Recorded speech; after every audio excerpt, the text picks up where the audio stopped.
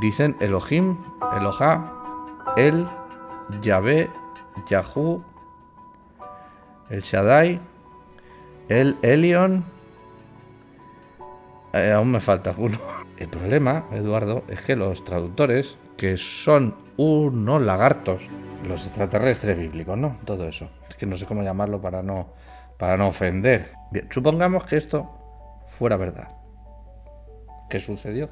Que es un hecho que está narrado exactamente con las palabras que dijo Yahvé. Había allí alguien grabándolo. Y lo escribió. Y ha llegado intacto hasta hoy. Supongamos que sí. No mames, güey. Yahvé. Ahora va a matar al chiquillo. ¿Estás seguro si lo habías hecho tú? Este es el que tiene que ser padre de naciones y todo eso. ¿Es este? Jehová es... Agárrate, ¿eh?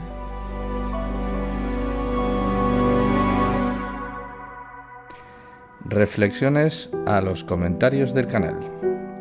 Empezamos con René, que nos pregunta si podríamos hacer alguna exposición o comentario acerca de la apariencia de los ángeles, ya que según la Biblia, cuando se le aparecen a alguien, les decían, no temas, como si la apariencia estuviera, pues bueno, fuera de lugar o les diera miedo, ¿no? Pues claro, no se puede hacer un comentario rápido y ligero, René, porque los ángeles, claro, es que la Biblia, a ver, ¿por dónde lo enfoco? La Biblia es un conjunto enorme de libros. Entonces los ángeles de cada libro son diferentes de acuerdo al tiempo en el que fueron escritos y a las creencias de su autor. A lo largo de toda la Biblia los ángeles evolucionan muchísimo.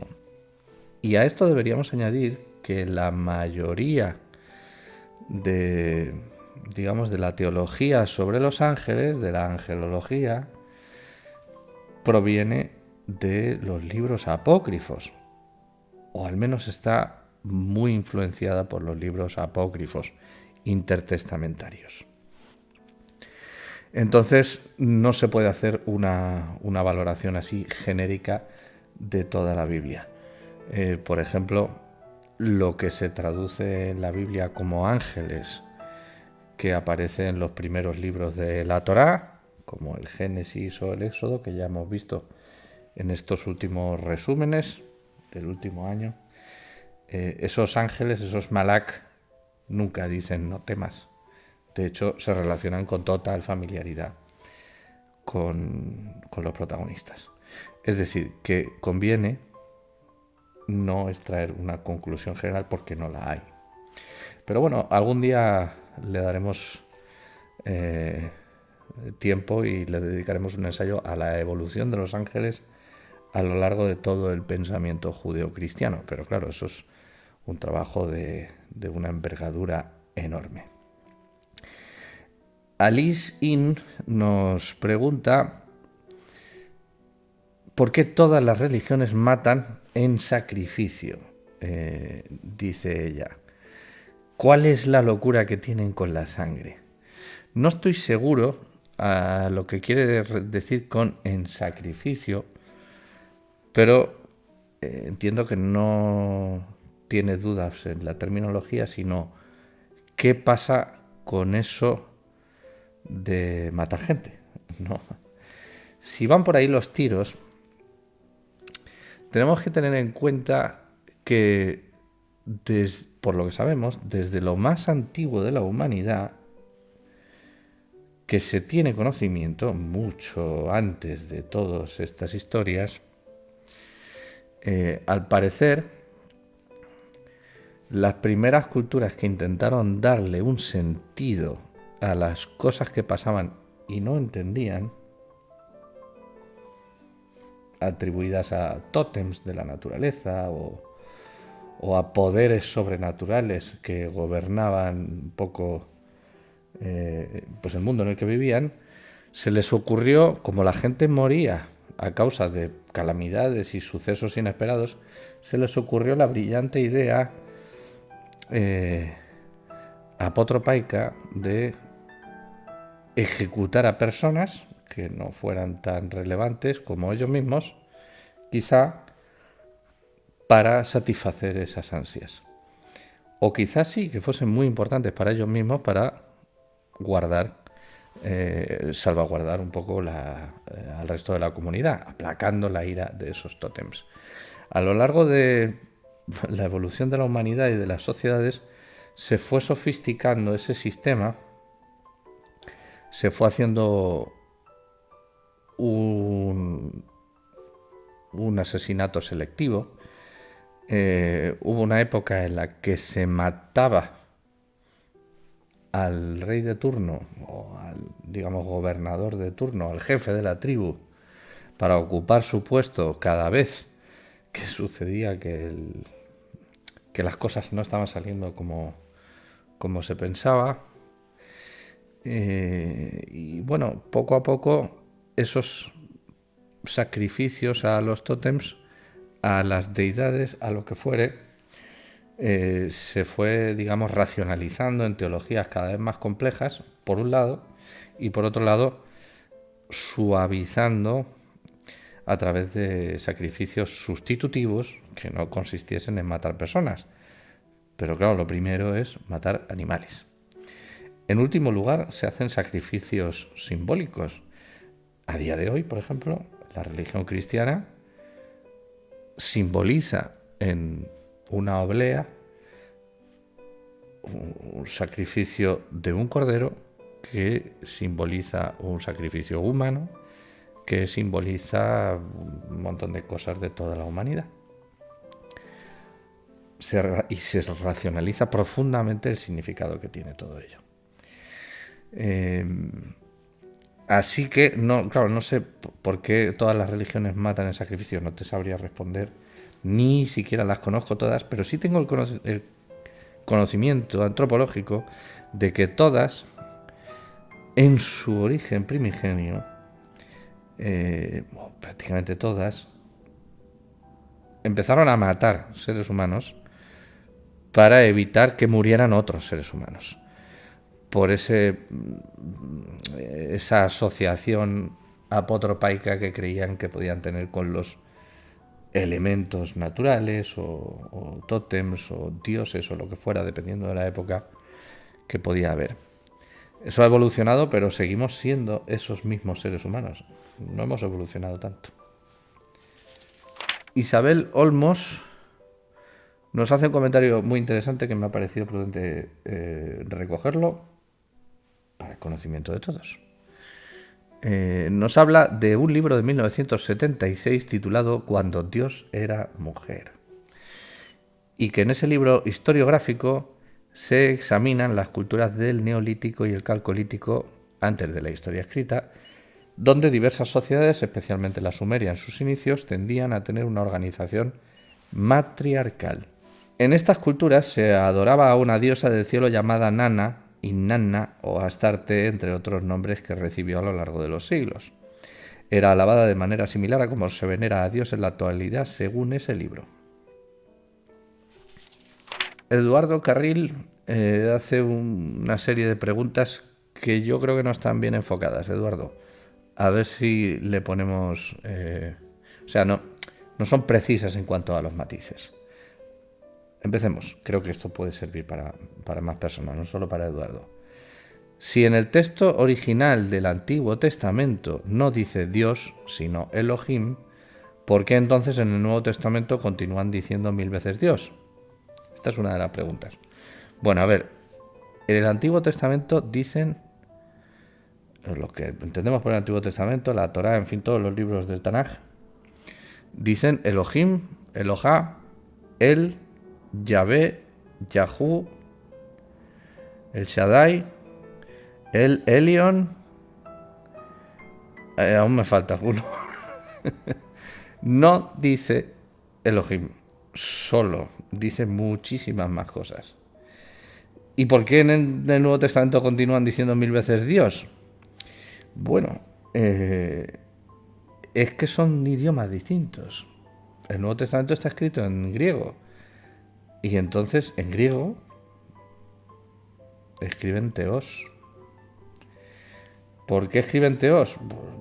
No sé, pero no dicen ninguno de los nombres que decían en el Antiguo Testamento, que son todos los que he mencionado en hebreo. Así que no es lo mismo. El problema, Eduardo, es que los traductores, que son unos lagartos, lo mezclan. Lo mezclan para darle una falsa sensación de unidad a toda la obra y confundir, a propósito, a los lectores más incautos. Y ahí lo he dicho. Vale. No lo digo por ti, ¿eh? Bueno, y también pregunta, se pregunta, se dice que el pueblo elegido por Dios es Israel. El pueblo de Israel sabe en la actualidad que ellos son el pueblo elegido por los Elohim y no por Dios. Bueno, parte de la pregunta está resuelta, es una pregunta muy compleja, Eduardo. Parte de la pregunta está resuelta antes, ¿no? Por Elohim, no por Dios, por Yahvé. Para ellos, para los judíos, todo este follón es Yahvé. Una persona, o sea, una entidad única, todopoderosa, creadora de todo el universo. La misma en la que creía Jesús de Nazaret, con lo cual la misma de todo el cristianismo, con lo cual la misma que es la del Islam. Lo que pasa es que luego cada religión le asigna, construye dogmas distintos alrededor de esa misma divinidad que tiene el mismo origen para todas estas comunidades de creyentes. El mismo origen. Estamos hablando de ese Elohim que se le apareció a Abraham. Este es el mismo para todos. Entonces, el pueblo de Israel sabe en la actualidad, me refiero que te refieres o sea, me imagino que te refieres a todos los judíos. Porque claro, hoy en día pueblo de Israel, si te refieres a israelitas, eso no sé muy bien quién demonios será israelita de los de Abraham. Si te refieres a israelí, allí puede haber mucha gente que no sea judía. Bueno, puede haber alguna. y supongo que te refieres a los judíos de ahora, si saben que son el pueblo elegido. Hay que preguntarle a todos. Si saben que son el pueblo elegido, pero si son el pueblo elegido por los Elohim y no por Dios. Para ellos Elohim, esa palabra, ellos quieren pensar que eso significa ese Dios supremo del que estamos hablando. La palabra Elohim tiene, no sé si esto puede ayudar, la palabra Elohim tiene un sentido original, cananeo, de dioses en plural, pero los escritores de la Biblia hebrea se esforzaron por cambiar ese significado. Quizá en las tradiciones más antiguas de las que bebían para inspirar sus relatos, los relatos que tenemos hoy terminados, decía Elohim con el sentido de plural, pero ellos se esforzaron en cambiarlo y lo cambiaron y ya no queda ese significado en la Biblia, aunque queda algún rastro que denota ese esfuerzo por la evolución, pero digamos que ahora un judío o un judío de hace 1000 años, da igual, o incluso Jesús, cuando leía en Génesis Elohim, estaba pensando en Yahvé. Entonces para ellos no hay confusión. En fin, un montón de conceptos mezclados, confusos, Eduardo, que creo, me ha parecido interesante traerlos. No sé si te habré ayudado a algo. Atención, Mario Vargas. Ojo, Jehová es agárrate, ¿eh? Jehová es Enlil,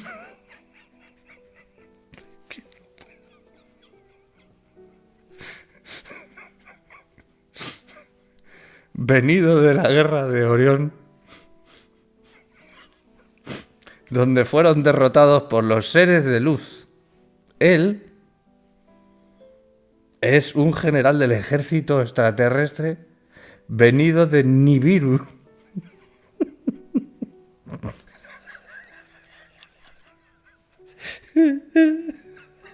Voy por la mitad.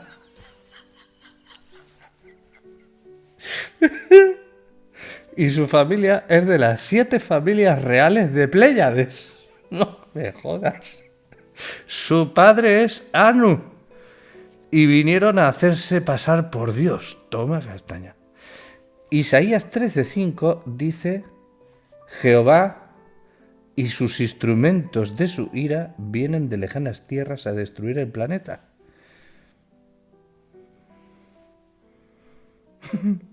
¿Cómo te quedas?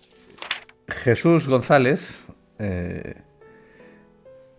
acerca de nuestro vídeo sobre la Biblia y extraterrestres, la polémica detrás de Mauro Villino, hace un comentario que intenta argumentar que toda esta corriente interpretativa que dice que todo lo que, en fin, los extraterrestres bíblicos, ¿no? Todo eso. Es que no sé cómo llamarlo para no ofender, porque me resulta tan ridículo que para defender esa teoría dice: el mismo desarrollo del ARN humano expone una antigüedad mayor al desarrollo mismo de la Tierra. La palabra extraterrestre no nos queda tan lejano. O sea, como él sabe que el ARN humano es más antiguo, el desarrollo que ha tenido es más antiguo que la Tierra, queda evidente que nuestro genoma tiene un origen extraterrestre. Sí. Lo que pasa es que eso es mentira. El ARN humano tiene unos 500 millones de años menos que la Tierra. Y supongo que no hace falta darle más vueltas al asunto. En fin. Un comentario de Lupe con galón de Cervantes ya, que se dice pronto. Y hace un comentario muy divertido, ¿no? Me gusta y por eso lo quería traer aquí. Haciendo referencia a los... bromea, haciendo referencia a mis seguidores creyentes, y dice: yo también me empeliculo metiéndome en la trama de las fantasías de los personajes en la Biblia y en sus novelas pseudohistóricas, reconstrucciones seguramente arcaicas, manipuladas por los tantos sacerdotes autores de la Torá como si fuesen una sola persona real, entre comillas, alter ego de algún posible caudillo legendario, al que llamaron Moisés, solo para analizar, en película, solo para analizar qué los motivó a soñarlo. ¿Qué los motivó a soñarlo? ¿A alimentar esa ensoñación con creatividad y desear que existiera? Como Platón, la Atlántida. Aunque Platón sí existió, se dice Platón. Y entonces, Platón, ¿por qué hundieron la Atlántida los Elohim?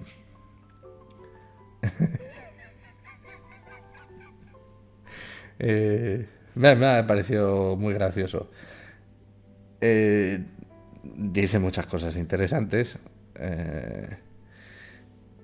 Mete aquí Platón, es muy sutil. Bueno, os dejo a vosotros, no, porque si lo explico no tiene gracia. Lo que sí quería destacar es cuando puso en películo, entre comillas, Lupe, en pelicularse para meterse en la trama fantástica de los personajes.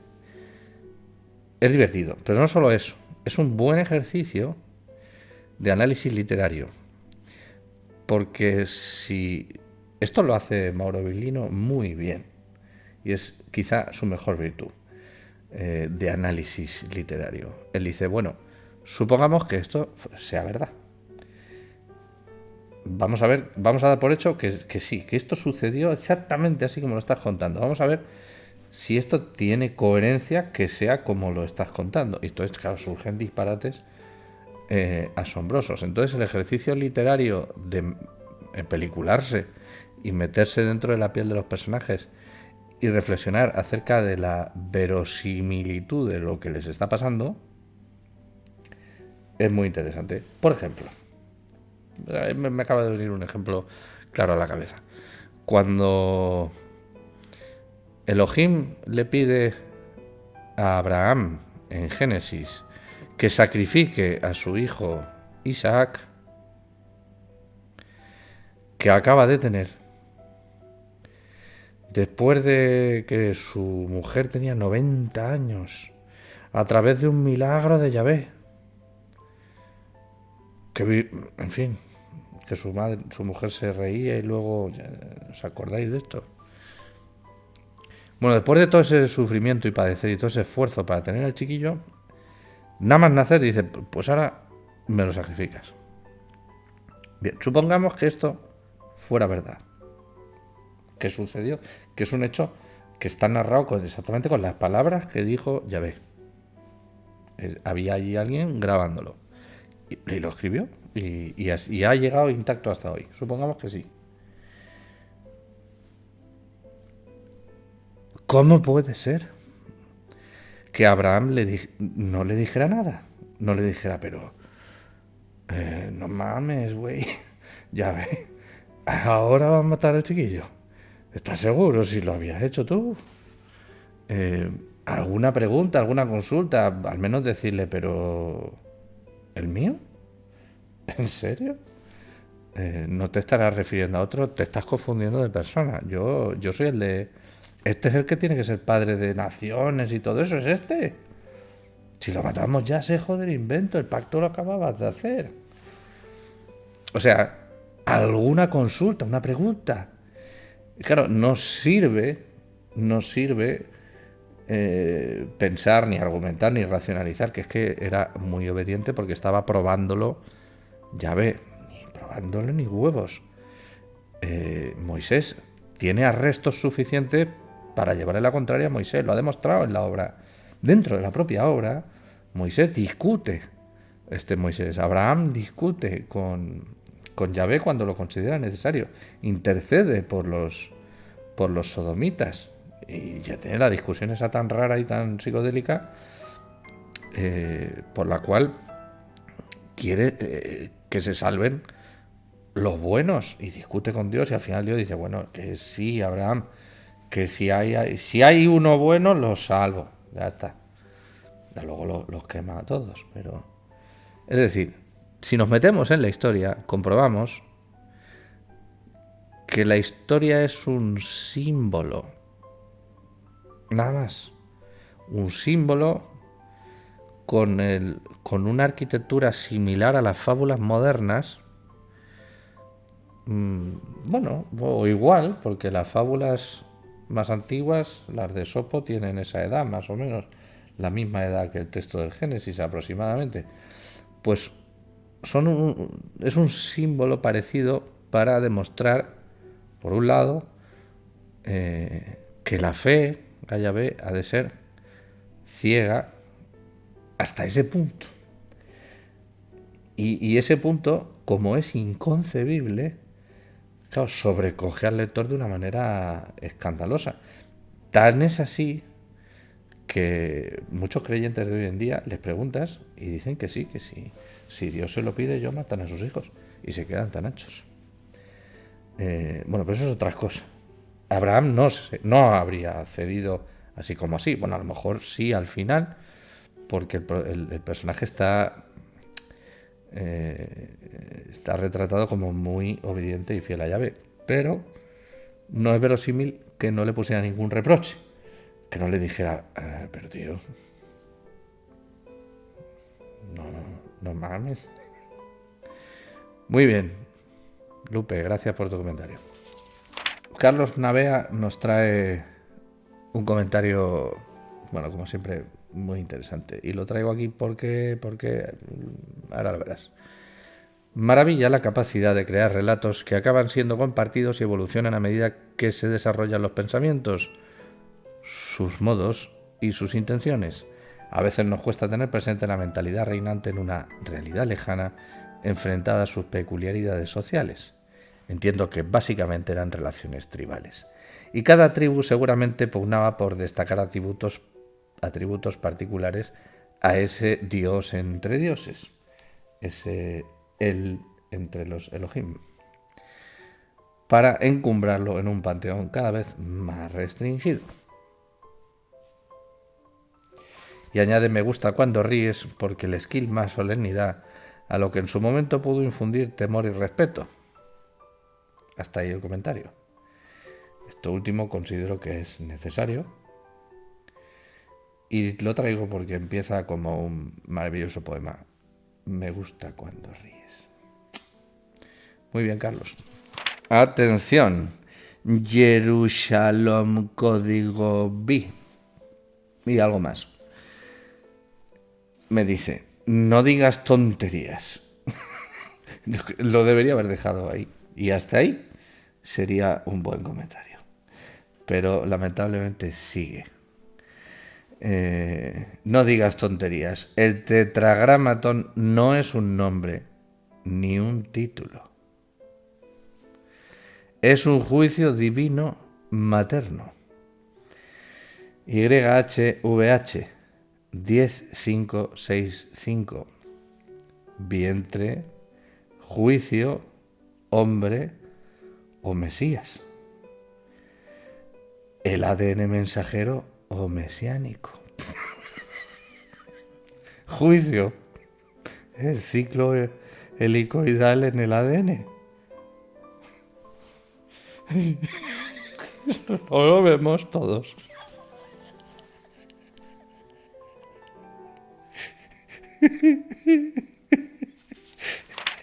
Bueno, Jerusalem Código B. Me encanta. Por favor, desarrolla la idea. Arte Libertad nos trae material interesante sobre los huevos. Maravilloso tema. Me refiero a los huevos de Pascua. A esos huevos que aparecen alrededor de la fiesta del equinoccio de primavera. No te desvíes del tema. Dice que durante los festivales de primavera, como los dedicados a la diosa germánica Eostre u Ostara, se celebraba el renacimiento de la tierra tras el invierno y los huevos se ofrecían como emblemas de fertilidad. Pero no se queda ahí. Cuando el cristianismo se expandió, adaptó muchas costumbres paganas. El huevo se integró como símbolo de la resurrección de Cristo. El cascarón representa la tumba sellada y la vida que surge al romperlo simboliza la resurrección. Seguimos. Durante la Cuaresma, los 40 días antes de la Pascua, se prohibía comer carne y productos animales como los huevos. Sin embargo, se podían conservar cocidos y al llegar la Pascua se consumían y se decoraban como celebración.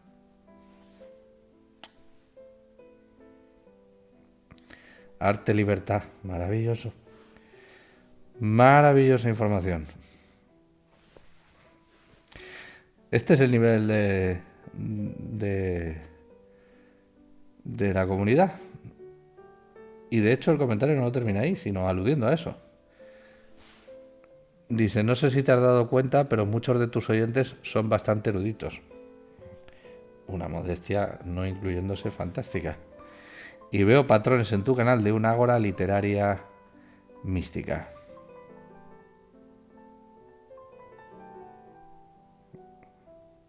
Fenómeno.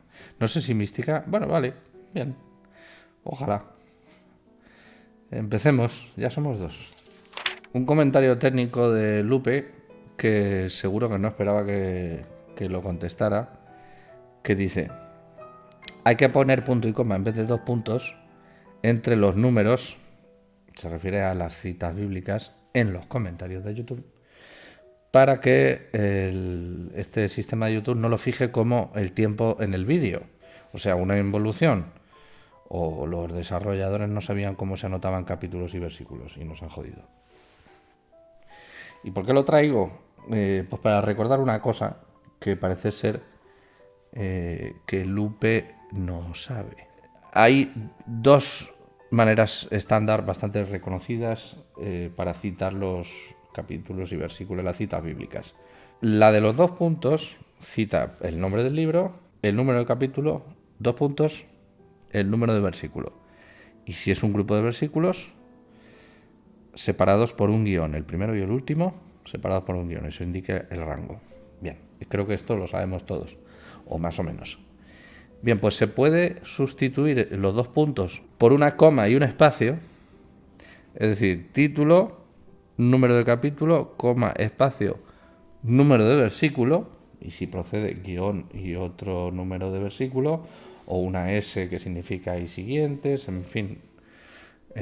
Pero sustituir los 2 puntos por coma y espacio, eso es un sistema también completamente válido. Yo reconozco que utilizo los dos. Cuando la cita la pongo suelta, pongo los 2 puntos. Cuando está así aislada, por ejemplo, pues en una carátula de una miniatura o algo así, ¿no? O si lo quieres citar como introducción a un libro, cosas de ese estilo.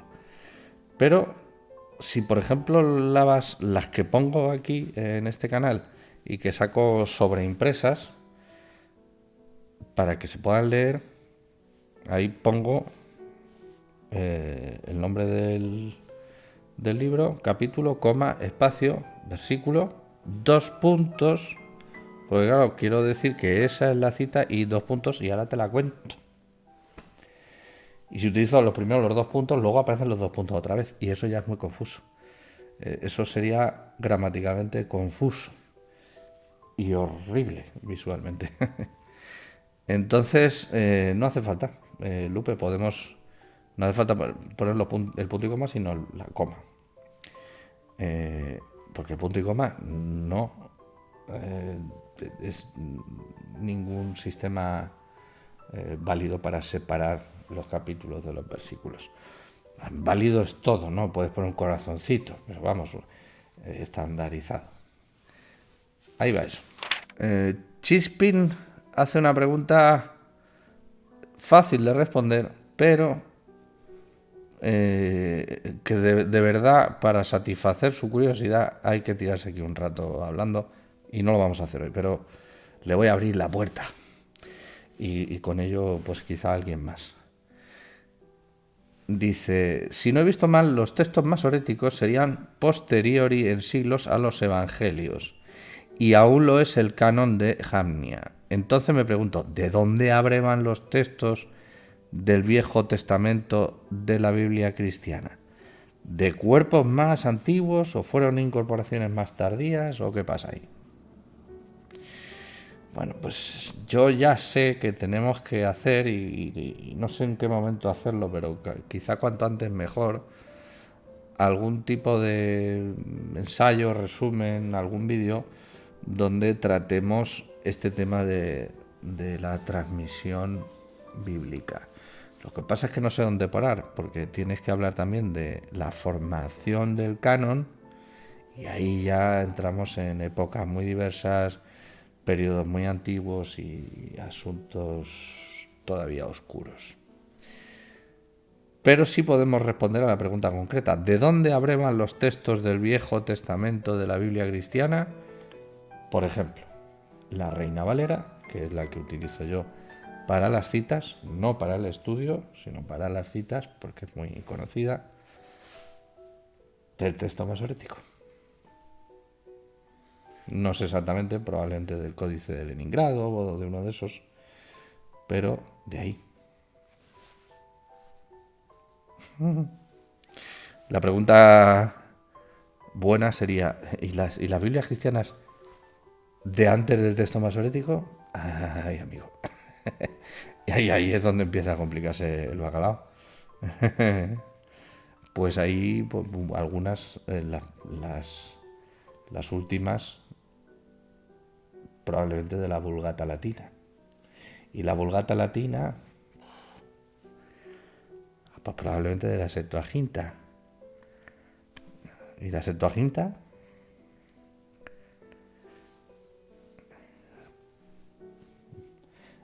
los que tradujeron la Septuaginta ya eran judíos directamente. Que no estaban copiando un libro que existía, construyeron un libro que no existía a partir de un conjunto de textos importantes para la tradición hebrea.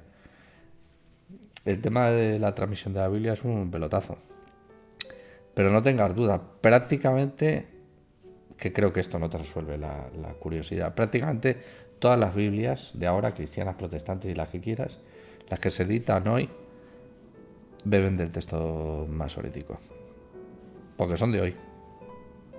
Y evitar el texto masorético.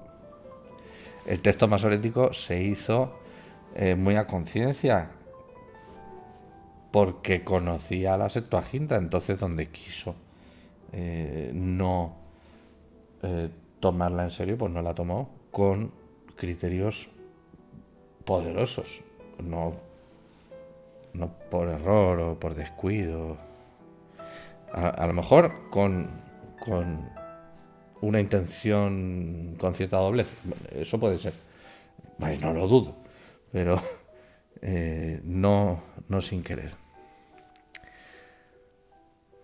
Bueno, y George Croc da Vinci nos dice, habláis del huevo cósmico, y pone, no sé, unos 12 o 14 signos de admiración en mayúsculas. Eso es que hay que gritar, seguro. Te lo pone de color rojo. Habláis del huevo cósmico. ¿Será el huevo este de antes que pintábamos en Pascua? Steven Flores Guerrero. Flores. Qué apellido tan bonito. Hijo de Flor. Maravilloso. Steven Flores dice, pregunta. Yo entiendo que toda la rama genealógica de los protagonistas del Génesis son descendientes de Caín. ¿Cuál es la pregunta? ¿Tú lo entiendes? ¿Me preguntas si lo entiendes así? No sé qué decirte, Flores. ¿Por qué deduces que toda la rama genealógica son descendientes de Caín? En el Génesis dice muy claro que son descendientes de Set.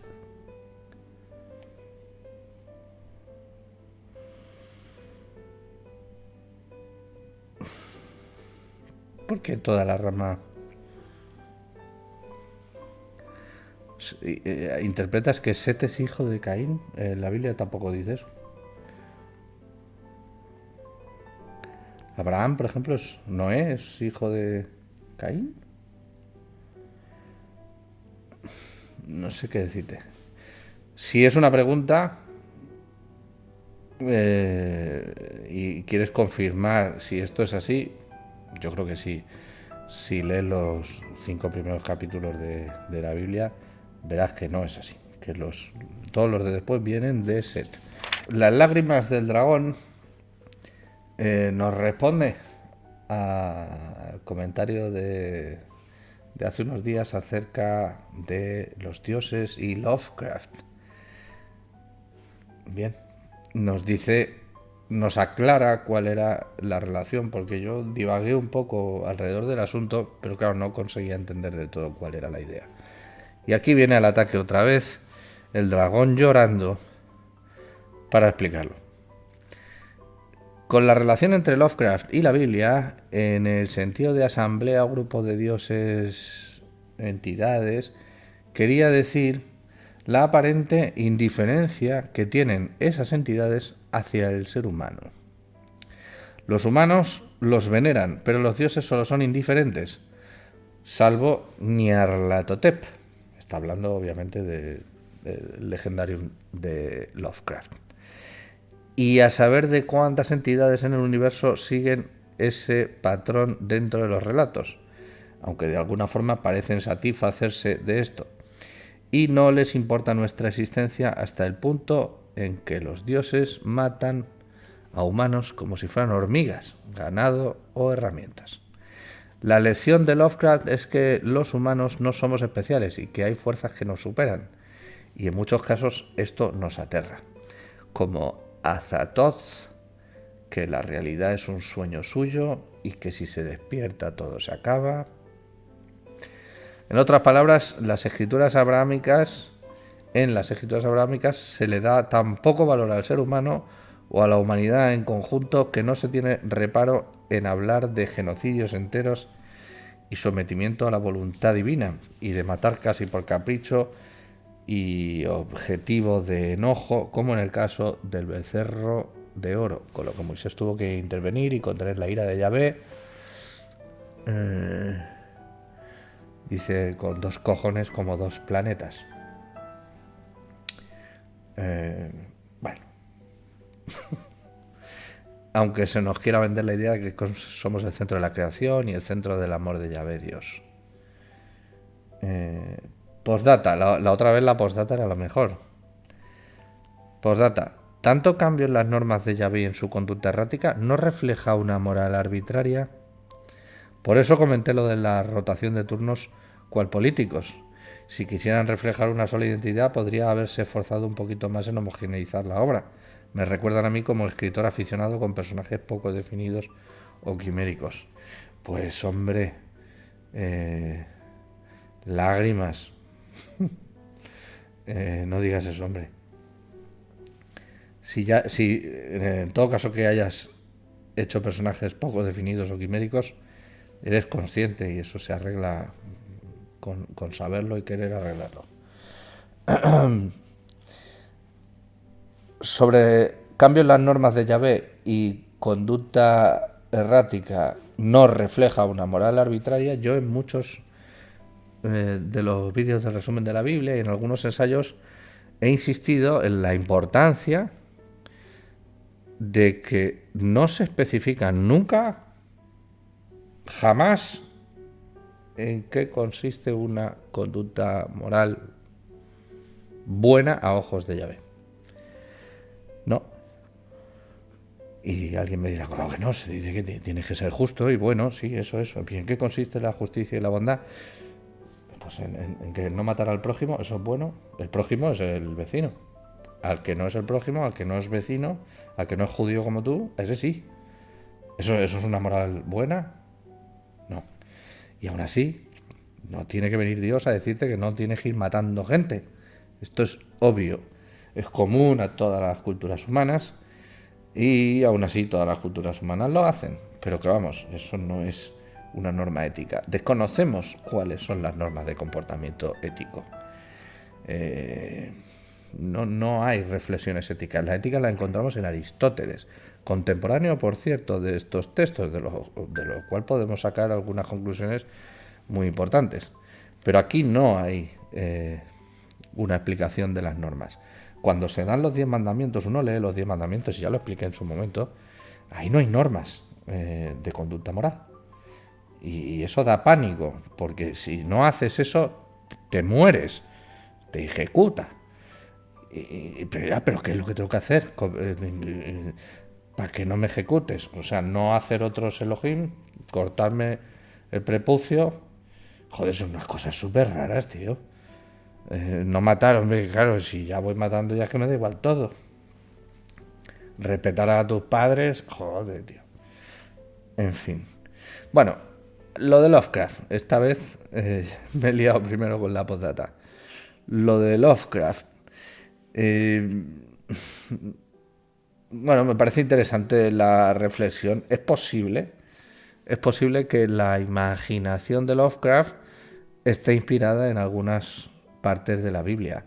Desde luego, Yahvé, según el relato de Génesis, crea a los hombres y en un arrebato decide exterminarlos a todos con un diluvio sin misericordia ninguna.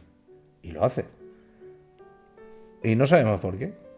Bueno, sí, pero no, otra vez. O sea, porque en la tierra el hombre no hace nada más que la maldad.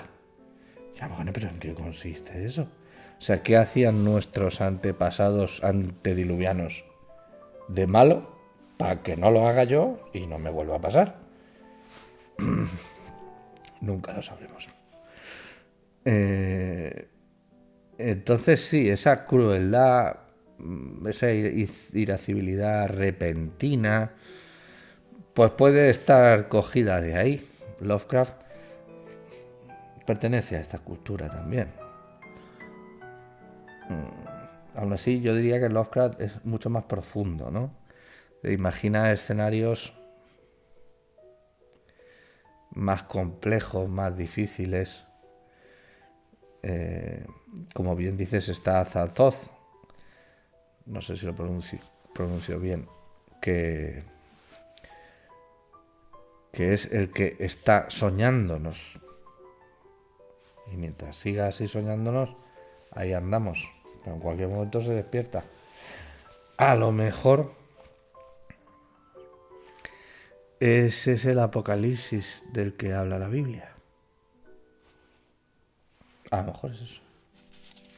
Pascual Matt nos hace una serie de elogios, que le ha gustado mucho algunas cosas que ha visto en el canal, y se cuestiona si hay algo de verdad en esto de que la ciudad de Nazaret probablemente no existiera, sino que fuera creada después de la supuesta muerte de Jesús, y entonces Jesús ya no sería de Nazaret. ¿Qué hay de todo esto? Pues no lo sabemos con certeza. No sabemos con seguridad si Nazaret existía o no. Es posible que no. Pero es muy probable que existiese una pequeña aldea que coincida con ese nombre, en la que Jesús estuviera de pequeño y que se pudiera vincular con ese lugar, de pequeño, de un poco más mayor. Es decir, no se tiene con certeza, pero no creo que tampoco es muy relevante. No es un detalle que aporte nada bueno al relato, nada malo tampoco. No es un detalle que ayude a forzar algo y que sea increíble. O sea, es un nombre que, en caso de que se hubiera construido a posteriori para meterlo allí, no ayuda a nada. O sea, no aporta nada. Y por otra parte es verosímil que hubiese una aldea pequeñita. Yo no soy experto en esto, ni mucho menos, pero parece ser que sí, que hubiese una aldea pequeñita. Pero vamos, en rigor, hace 2000 años de esto y una aldea pequeñita. Pues sí, hay aldeas pequeñitas de hace 100 años que ya no se conoce de su existencia. Han desaparecido en 100 años. O bueno, están abandonadas, están ahí, no sabes ni cómo se llaman. Porque vas allí, no hay ningún cartelito. ¿Esto cómo se llama? Pues como no encuentres a alguien vivo que se acuerde, que a lo mejor no, o a lo mejor se acuerdan de un nombre raro, o a lo mejor ese de Nazaret, pues no sé, yo soy Caravaca, yo vengo de Caravaca, pero yo ya no, de Caravaca de la Cruz. Para a lo mejor los que no sean españoles y no lo conozcan, es una ciudad de la región de Murcia, española, muy importante para el cristianismo, por cierto, una de las ciudades santas. Pues claro, yo debo tener ese nombre porque alguno de mis antepasados venía de allí y desde fuera le dijeron que era de Caravaca y le puso ese nombre para identificarlo. Pero claro, esto vete tú a saber cuántos años hace. ¿Quién se acuerda? Pues lo que pasa es que la ciudad es muy grande y ahí está, pero si hubiese sido una aldea pequeñita de hace, qué sé yo, 200 años o 300 o 400, En rigor, Pascual, no podemos estar seguros de que existiera. Pero probablemente sí, existió.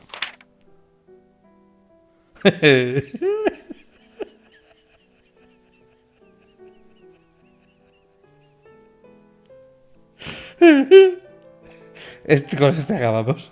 No puedo más.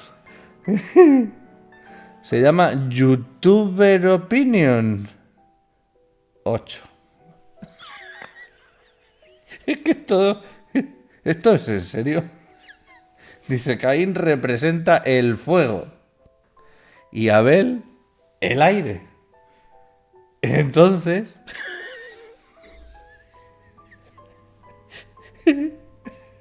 después vino Set, que es peor.